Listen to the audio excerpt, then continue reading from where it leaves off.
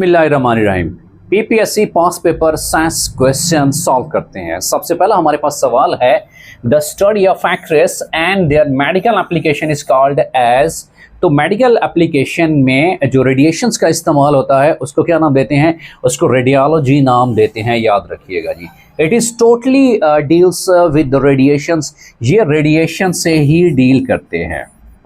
और इसी तरह से साइंस के हवाले से, रेडिएशंस के हवाले से मुख्तलिफ एक्रोनिम भी पूछे जा सकते हैं कि MRI किस चीज़ का एब्रीवेशन है।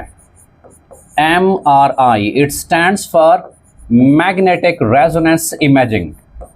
Magnetic resonance imaging